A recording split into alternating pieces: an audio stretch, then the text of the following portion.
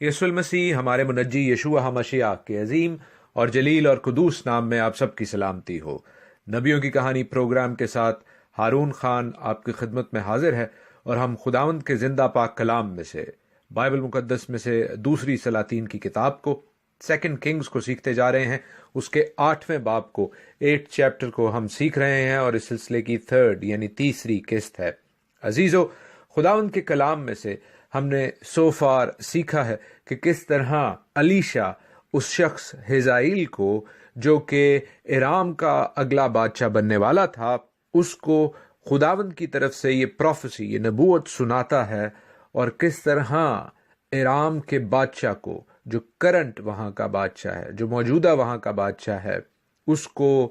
اس کی بیماری سے نجات پانے کی خوشخبری تو ملتی ہے، لیکن ہم جانتے ہیں کہ یہ بہت تھوڑی خوشخبری ہے، بہت کم مدت کے لیے ہے، اس لیے کہ ہزائیل اس کو مار کے اس کی جگہ بادشاہ بن بیٹھتا ہے۔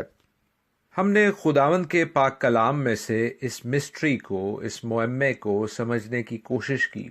کہ کس طرح خداوند ہمارا آسمانی باپ غیر قوموں کو بھی استعمال کرتا ہے کہ وہ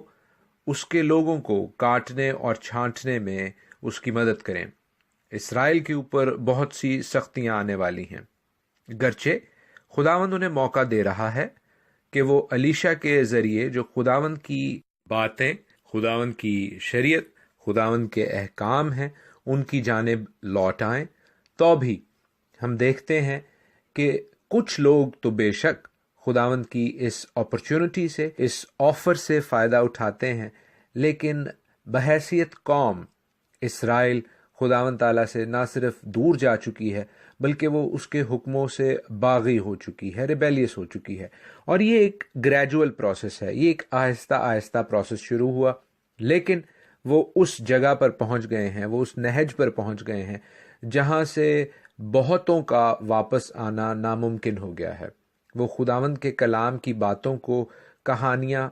جھوٹے واقعات اور ایسی باتیں سمجھتے ہیں کہ جن پر عمل کرنا پاسبل نہیں ہے، ممکن نہیں ہے۔ عزیزو، ہم نے اس حوالے سے آج کل کے حالات پر بھی غور کیا کہ کس طرح بہت سے لوگ، بہت سے خادم، بہت سے لیڈران اس بات میں کوئی شرم محسوس نہیں کرتے کہ خداوند کے آئین، احکام، خداوند کے کلام کی باتوں کو، جو کہ پیدائش سے مکاشفہ تک، جو کہ ازل سے ابد تک، جو کہ شروع سے آخر تک خداوند کی پاک مرضی کو ظاہر کرتی ہیں، ان کو ترک کرنے کا کہتے ہیں۔ اور خداوند کی پاک مرضی اور خداوند کی نیچر اور فطرت انچینجبل ہے، وہ تبدیل نہیں ہوتی، اور وہ یہ ہے کہ خداوند تعالیٰ کے لوگ اس کے کلام کی، اس کے احکام کی فرما برداری کریں، اوبیڈینس کریں۔ اور جیسا میں بتا رہا ہوں کہ کچھ خادم، کچھ لیڈرز، کچھ لوگ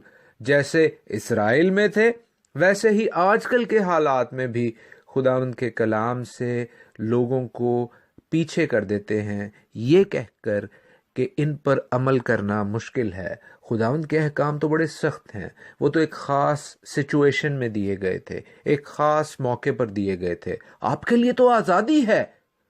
ارے بھائی، آزادی گناہ کی غلامی سے ہوئی ہے، وہ بھی اس صورت میں جب آپ خداوند یسوع المسیح کو منوان ایز اٹ از، اس کی صلیب کو قبول کریں، اس نجات کو قبول کریں، اور پھر اس کی فالوئنگ کریں، اس جوئے کو اٹھائیں، اس بوجھ کو اٹھائیں، اس صلیب کو اٹھائیں جس کو اٹھانے کا خداوند یسوع المسیح کہتے ہیں، جو اس کے احکام ہیں، جو باپ کے احکام ہیں، کیونکہ وہ اور باپ ایک ہیں۔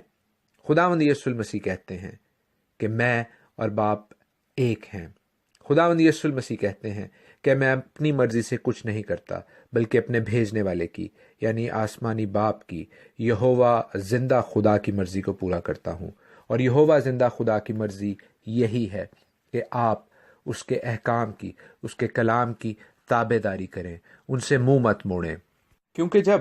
آپ اپنی بری راہوں کو ترک کر کے، ان کو روک کے خداوند کی راہ پر، خداوند کے کلام کی راہ پر، جو ہمارے قدموں کے لیے چراغ اور ہماری راہ کے لیے روشنی ہے، واپس لوٹ آتے ہیں اس مصرف بیٹے کی طرح جس کا ذکر مقدس لوکا کی انجیل میں ہے، ان دا گاسپل آف لوک۔ عزیزو، خداوند تعالیٰ باہیں کھول کر ایک باپ کی طرح آپ کا استقبال کرتا ہے، آپ کو اپنے گھرانے میں ویلکم کرتا ہے، لیکن فیصلہ آپ نے کرنا ہے کہ آپ ان راہوں کو، اس جگہ کو جہاں پر ابھی آپ موجود ہیں، اسے ترک کرنے کے لیے، اسے چھوڑنے کے لیے راضی ہیں یا نہیں۔ ہم اس کی مثال نینوا کے حوالے سے پڑھ چکے ہیں، جب ہم نے ناہوم کی کتاب کو پڑھا، جب ہم نے یونا کی کتاب کو پڑھا، جونا کی کتاب کو۔ گرچہ نینوا کے لوگ بد کردار تھے، انہوں نے بہت سی برائیاں کر رکھی تھیں، کر رہے تھے، لیکن جب خداوند کے کلام پر انہوں نے کان لگایا اور اپنی زندگیوں کو تبدیل کیا، خداوند کے حضور خاکسار بن گئے، خداوند کے حضور ہمبل ہو گئے، تو خداوند نے ان کو تباہ کرنے کا، ان کو برباد کرنے کا پلان شیلو کر دیا، اس کو ترک کر دیا۔ عزیزو، اس پر ہم جانتے ہیں کہ یونا خداوند سے ناراض ہو گیا تھا۔ یہی اپرچونٹی اسرائیل کے پاس بھی تھی، یہی اپرچونٹی ہم سب کے پاس ہے۔ خداوند ایک عادل منصف ہے۔ ایسا نہیں ہو سکتا کہ وہ پیار کرنے والا باپ اپنی جو عادل منصف ہونے کی، یعنی ایک رائچس جج ہونے کی کیریکٹرسٹک جو صفت ہے، اس کو بھول جائے، اس کو بالائے طاق رکھ دے۔ ایسا نہیں ہو سکتا۔ He has got to do his job as a judge۔ اس کو ایک منصف کی طرح بھی اپنا کام کرنا ہے، اور جو لوگ برائیاں کرتے ہیں ان کو ان برائیوں کا حساب دینا پڑے گا، بشرطے کہ وہ وہ اپنی راہوں کو ترک کر دیں۔ اسرائیل کے بتھیرے لوگوں کو یہ موقع ملا۔ انڈیویجول حیثیت میں، ذاتی حیثیت میں بہت سے لوگ خداوند کی طرف مڑ بھی گئے ہوں گے، لیکن جیسے میں نے کہا، بحیثیت قوم اب خداوند ارام کے اس شخص کو، حزائیل کو تیار کر رہا ہے کہ وہ اسرائیل کے لوگوں کو ان کے گناہوں کی، ان کے خطاؤں کی، خداوند کی حکم عدولی کی، خداوند کی ڈس اوبیڈینس کی سزا دے سکے۔ اور الیشا اپنی سیکنڈ سائٹ کی وجہ سے، روحانی بصیرت کی وجہ سے اس حقیقت سے واقف ہے، اور وہ اس بوجھ تلے آ کر رونے لگتا ہے۔ عزیزو، یہ کوئی ون آف انسیڈنٹ نہیں ہے، یہ کوئی ایک دفعہ کا ذکر نہیں ہے۔ ہم خداوند کے کلام میں سے، جیرمیہ کی کتاب میں سے، یرمیہ کی کتاب میں سے جانتے ہیں جب خداوند نے یہودا کی مملکت کو، جو کہ اسرائیل کا دوسرا حصہ تھا، جنوبی سلطنت تھی، سدرن اسٹیٹ تھی، جو کہ داؤد کا گھرانہ جسے کہا اور لکھا جاتا ہے، جب اس کو بابل کے بادشاہ نبوکد نظر سے سزا دلوائی، کیونکہ وہ بھی خداوند سے دور ہو گئے تھے، اور ان کو بھی خداوند نے مواقع دیے، اپرچونٹیز دیں، لیکن جب وہ بھی خداوند تعالیٰ سے دور رہے اور دور ہوتے گئے تو ان کو بھی خداوند نے جج کیا۔ بے شک خداوند ان سبوں کو جج کرتا ہے، ان سبوں کا انصاف کرتا ہے، ان سبوں کو کاٹتا اور چھانٹتا ہے، ان سبوں کو درست کرتا ہے جو اس کے بیٹے اور بیٹیاں ہوتے ہیں۔ اگر ہماری زندگیوں میں کوئی ایسی بات ہے جہاں ہم نیچے جا رہے ہیں، جہاں ہم پستی کا، زوال کا، ڈاؤن ورڈ ٹرینڈ کا شکار ہیں، تو عزیزو، ہم نے اپنی زندگیوں کو چیک کرنا ہے اور واپس اس راہ پر جانا ہے جو کہ خداوند کے کلام کی زندگی کی راہ ہے، کیونکہ خداوند یسوع المسیح کہتے ہیں کہ راہ اور حق اور زندگی میں ہوں۔ خداوند یسوع المسیح ہمارا منجی، یشوع ہمشیاہ زندہ کلام ہے، زندہ توریت ہے۔ اگر آپ خداوند یسوع المسیح کو فالو کرنا چاہتے ہیں، جو کہ زندگی کی طرف جانے کا واحد ذریعہ ہے، تو خداوند کے کلام کو، خداوند کے احکام کو، خداوند کی شریعت کو، خداوند کی توریت کو فالو کیجئے، اور اس کے یعنی ہمارے آسمانی باپ کے فرما بردار ہوں۔ 16ویں آیت میں 16th ورس میں ہم پڑھتے ہیں کہ شاہ اسرائیل اخیب کے بیٹے یورام کے 5ویں سال، جب یہوشفت یہودا کا بادشاہ تھا،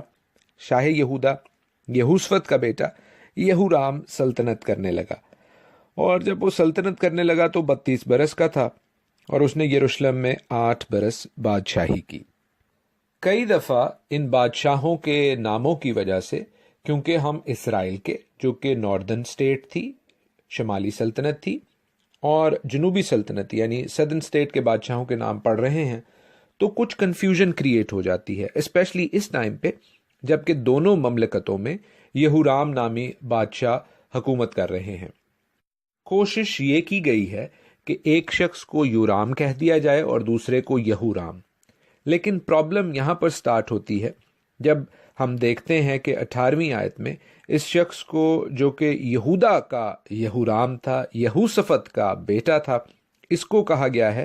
کہ وہ اخیب کے گھرانے کی طرح اسرائیل کے بادشاہوں کی راہ پر چلا۔ تو یہ اسرائیل کے بادشاہوں کی راہ پر یعنی ان کی غلط راہ پر، ان کی بری راہوں کی مانند چلا، لیکن یہ تھا یہودا کا بادشاہ۔ چلا کیوں بری راہ پر، اس کی ریزن لکھی گئی ہے، اس کی وجہ لکھی گئی ہے، اور وجہ یہ ہے کہ وہ اخیب کی بیٹی جو کہ عتلیہ تھی وہ اس کی بیوی تھی، اس کا کنیکشن تھا، اس کی رشتہ داری تھی اخیب اور ایزبل کے ساتھ۔ ایزبل وہ بری روح ہے جس نے اسرائیل کا بھی بیڑا غرق کیا اور یہودا کے بادشاہ کے گھرانے میں جا کر یہودا کے لیے بھی ڈاؤن فال کا، زوال کا سبب بنی۔ کس طرح؟ کیونکہ اس کی بیٹی جو اسی کی روح سے، اسی کی آئیڈیالوجی سے، اسی کے نظریات سے چلتی تھی، وہ اس شاہی گھرانے میں، یہودا کے شاہی گھرانے میں آتی ہے اور ان کا بھی حشر نشر کر دیتی ہے۔ اس کے لیے ہمیں سیریس بائبل سٹڈی کی ضرورت ہے، اور اگر ہم ریفرنس لیں اس کا متوازی یعنی پیرالل بیان پڑھیں سیکنڈ کرونیکلز میں، دوسری تواریخ کی کتاب، اس کا 21واں باب 21 چیپٹر میں، تو ہمیں زیادہ پتہ چلے گا۔ میں پڑھتا ہوں وہاں سے آپ کے لیے۔ یوں لکھا ہے کہ یہوشفت اپنے باپ دادا کے ساتھ سو گیا اور داؤد کے شہر میں اپنے باپ دادا کے ساتھ دفن ہوا، اور اس کا بیٹا یہورام اس کی جگہ سلطنت کرنے لگا۔ اور اس کے بھائی جو یہوشفت کے بیٹے تھے یہ تھے، یعنی عزرایہ اور یہی ایل اور زکریا اور عزرایہ اور میکائل اور صفدیہ، یہ سب شاہ اسرائیل یہوشفت کے بیٹے تھے، اور ان کے باپ نے ان کو چاندی اور سونے اور بیش قیمت چیزوں کے بڑے انعام اور فصیل دار شہر یہودا میں عطا کیے، لیکن سلطنت یہورام کو دی کیونکہ وہ پہلوٹا تھا۔ اور جب یہورام اپنے باپ کی سلطنت پر قائم ہو گیا اور اپنے آپ کو قوی کر لیا، تو اس نے اپنے سب بھائیوں کو اور اسرائیل کے بعض سرداروں کو بھی تلوار سے قتل کیا۔ یہورام جب سلطنت کرنے لگا تو 32 برس کا تھا، اور اس نے 8 برس یروشلم میں سلطنت کی، اور وہ اخیب کے گھرانے کی مانند اسرائیل کے بادشاہوں کی راہ پر چلا، کیونکہ اخیب کی بیٹی اس کی بیوی تھی، اور اس نے وہی کیا جو خداوند کی نظر میں برا ہے۔ سو ہم دیکھتے ہیں کہ یہاں پر بھی اور دوسری سلاطین کے 8ویں باب میں بھی خداوند ہمارا آسمانی باپ اس تمام اپوسٹسی کا، اس تمام برائی کا بلیم جو ہے، الزام جو ہے، وہ اخیب اور ایزبل پر دھر رہا ہے، اس لیے کہ یہوشفت نے یہ بہت بڑی غلطی کی کہ اس نے سیاسی سچویشن کی وجہ سے، سیاسی صورتحال کی وجہ سے اسرائیل کے اس برے گھرانے کے ساتھ، اخیب اور ایزبل کے ساتھ اپنا ناطہ جوڑ لیا، اور اس کے کانسیکوینسز ہوتے ہیں، اس کے نتائج ہوتے ہیں، کیونکہ ہم آگے پڑھتے ہیں کہ کس طرح ادوم جو ہے وہ یہودا سے بغاوت کر دیتا ہے۔ ہم اور کیا پڑھتے ہیں اس سچویشن میں سے، اس واقعے میں سے، کہ جیسے ہی یہورام کا ہاتھ سٹرونگ ہوتا ہے، اس کا ہاتھ قوی اور مضبوط ہوتا ہے، تو یہ وکڈ شخص، تو یہ بدکار شخص فوراً ہی اپنے بھائیوں کو اور ان سرداروں کو جن پر اسے شائبہ یا شک ہوتا ہے کہ وہ اس کے بھائیوں کے ساتھ ملے ہوئے ہیں یا ان کی حمایت کریں گے، ان کو مروا دیتا ہے، اس لیے کہ یہ ان کا حصہ بھی ان سے ہتھیانا چاہتا تھا، یہ لالچی بھی تھا، یہ قاتل بھی تھا۔ عزیز و قوم کے جب ایسے لیڈرز ہوں، ایسے سربراہ ہوں، تو ان کی برائی کا جو پیمانہ ہے، ان کی برائی کی جو حرکات ہیں، وہ قوم کے اندر، وہ نیشن کے اندر، وہ امت کے اندر بھی آ جاتی ہیں، اور ہم دیکھتے ہیں کہ چونکہ یہی ان کو جج کرنے والے ہیں اور یہی ٹھیک نہیں ہیں،